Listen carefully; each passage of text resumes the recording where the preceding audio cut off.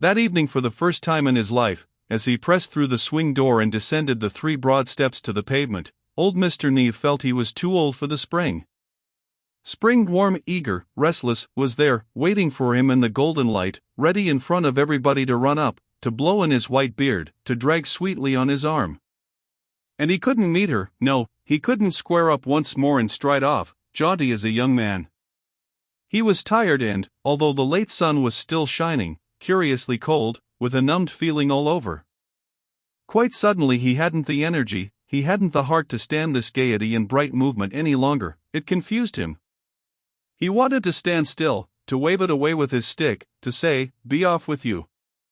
Suddenly it was a terrible effort to greet as usual, tipping his wide awake with his stick all the people whom he knew, the friends, acquaintances, shopkeepers, postmen, drivers. But the gay glance that went with the gesture, the kindly twinkle that seemed to say, "I'm a match and more for any of you," that old Mr. Neve could not manage at all. He stumped along, lifting his knees high as if he were walking through air that had somehow grown heavy and solid like water. And the homeward-looking crowd hurried by, the trams clanked, the light carts clattered, the big swinging cabs bowled along with that reckless, defiant indifference that one knows only in dreams. It had been a day like other days at the office. Nothing special had happened. Harold hadn't come back from lunch until close on 4. Where had he been? What had he been up to? He wasn't going to let his father know. Old Mr. Neve had happened to be in the vestibule, saying goodbye to a caller, when Harold sauntered in, perfectly turned out as usual, cool, suave, smiling that peculiar little half-smile that women found so fascinating. Ah, Harold was too handsome by far, that had been the trouble all along. No man had a right to such eyes, such lashes, and such lips, it was uncanny.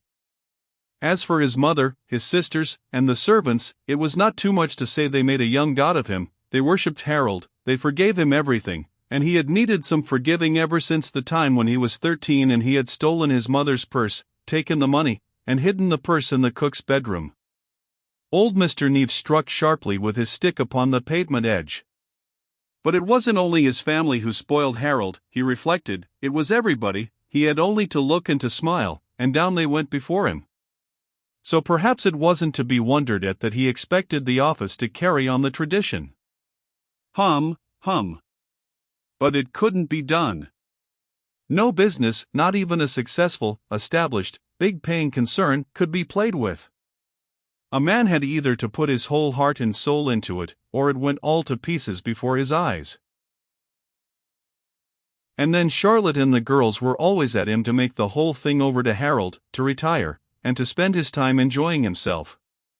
Enjoying himself! Old Mr. Neve stopped dead under a group of ancient cabbage palms outside the government buildings. Enjoying himself! The wind of evening shook the dark leaves to a thin airy cackle. Sitting at home, twiddling his thumbs, conscious all the while that his life's work was slipping away, dissolving, disappearing through Harold's fine fingers, while Harold smiled. "Why will you be so unreasonable, father? There's absolutely no need for you to go to the office. It only makes it very awkward for us when people persist in saying how tired you're looking. Here's this huge house and garden. Surely you could be happy in appreciating it for a change. Or you could take up some hobby." And Lola the baby had chimed in loftily, "All men ought to have hobbies. It makes life impossible if they haven't." Well. He couldn't help a grim smile as painfully he began to climb the hill that led into Harcourt Avenue.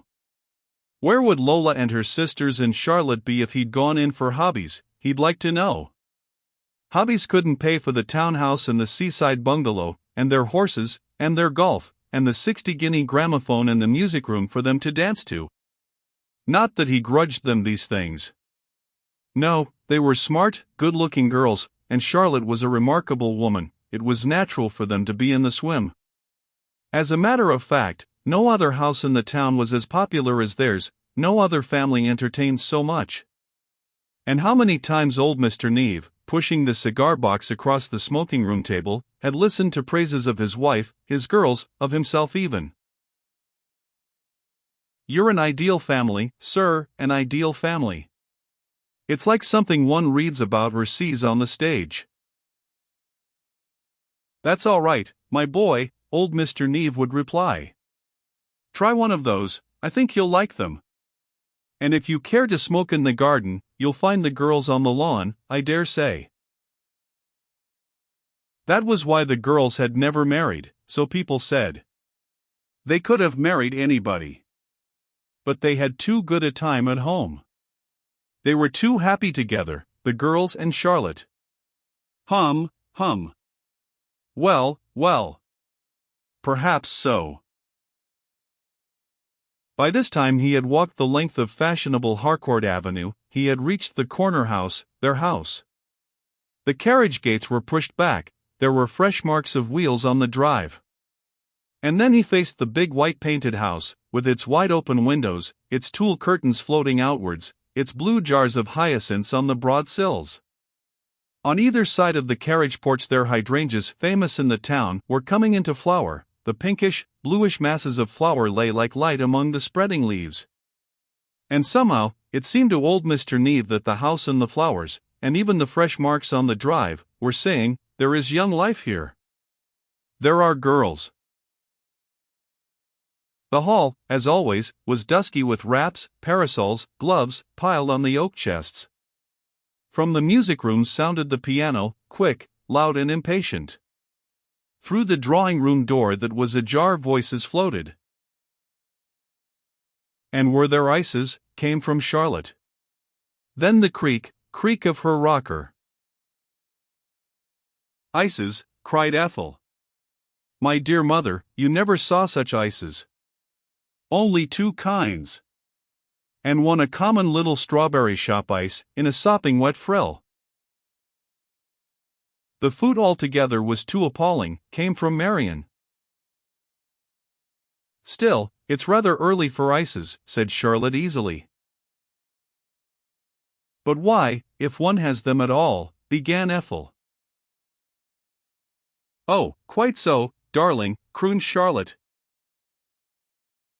Suddenly the music-room door opened and Lola dashed out.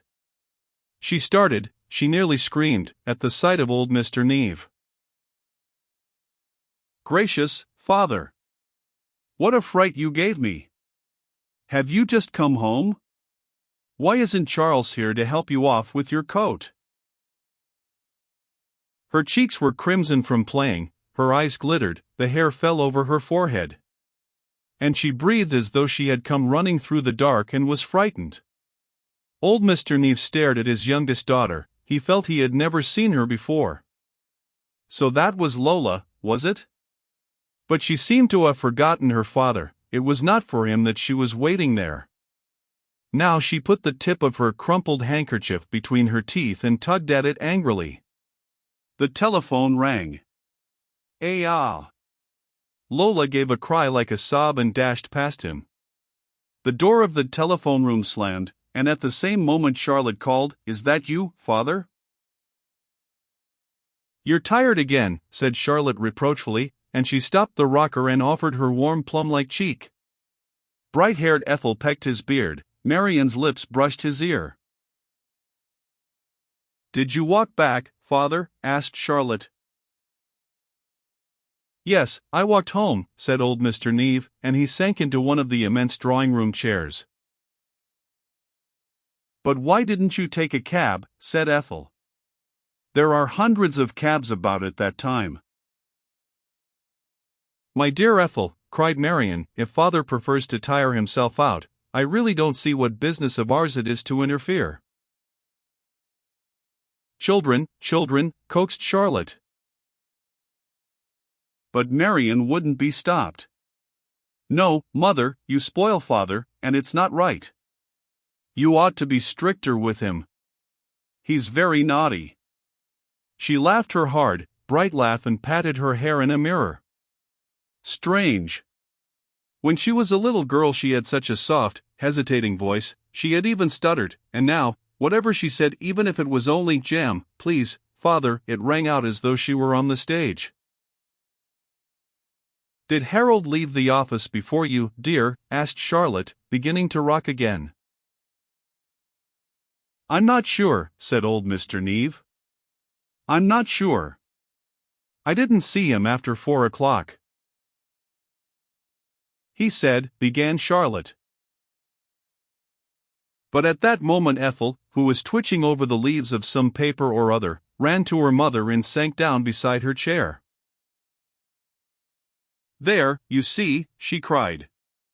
"That's what I mean, Mummy. Yellow, with touches of silver. Don't you agree?" "Give it to me, love," said Charlotte.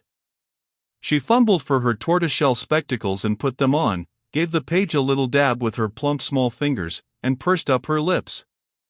"Very sweet," she crooned vaguely. She looked at Ethel over her spectacles. "But I shouldn't have the train." "Not the train," wailed Ethel tragically. "But the train's the whole point. Here, Mother, let me decide." Marian snatched the paper playfully from Charlotte. "I agree with Mother," she cried triumphantly. "The train overweights it." Old Mr. Neave, forgotten, sank into the broad lap of his chair, and, dozing, heard them as though he dreamed. There was no doubt about it, he was tired out, he had lost his hold. Even Charlotte and the girls were too much for him tonight. They were too. But all his drowsing brain could think of was too rich for him. And somewhere at the back of everything he was watching a little withered ancient man climbing up endless flights of stairs. Who was he? "I shan't dress tonight," he muttered. "What do you say, Father?" What? Old Mr. Neave woke with a start and stared across at them. "I shan't dress tonight," he repeated. "But, Father, we've got Lucille coming, and Henry Davenport, and Mrs. Teddy Walker. It will look so very out of the picture." "Don't you feel well, dear?" "You needn't make any effort. What is Charles for?" "But if you're really not up to it," Charlotte wavered. Very well. Old Mr. Neave got up and went to join that little old climbing fellow just as far as his dressing room. Their young Charles was waiting for him. Carefully, as though everything depended on it, he was tucking a towel round the hot water can. Young Charles had been a favorite of his ever since as a little red-faced boy he had come into the house to look after the fires. Old Mr. Neave lowered himself into the cane lounge by the window, stretched out his legs, and made his little evening joke, "Dress him up, Charles." And Charles, breathing intensely and frowning, bent forward to take the pin out of his tie. Hum. Well. It was pleasant by the open window, very pleasant, a fine mild evening. They were cutting the grass on the tennis court below. He heard the soft chirr of the mower. Soon the girls would begin their tennis parties again. And at the thought he seemed to hear Marian's voice ring out, "Good for you, partner." Oh, played, partner. Oh, very nice indeed. Then Charlotte calling from the veranda, "Where is Harold?" And Ethel, "He's certainly not here, Mother." And Charlotte's vague, "He said." Old Mr. Neave sighed, got up, and putting one hand under his beard, he took the comb from young Charles, and carefully combed the white beard over. Charles gave him a folded handkerchief, his watch and seals, and spectacle case. "That will do, my lad." The door shut, he sank back, he was alone. And now that little ancient fellow was climbing down endless flights that led to a glittering, gay dining room. What legs he had! They were like a spider's, thin, withered. "You're an ideal family, sir, an ideal family." But if that were true, why didn't Charlotte or the girls stop him? Why was he all alone, climbing up and down? Where was Harold? Ah, it was no good expecting anything from Harold. Down, down went the little old spider, and then, to his horror, old Mr. Neave saw him slip past the dining room and make for the porch, the dark drive, the carriage gates, the office.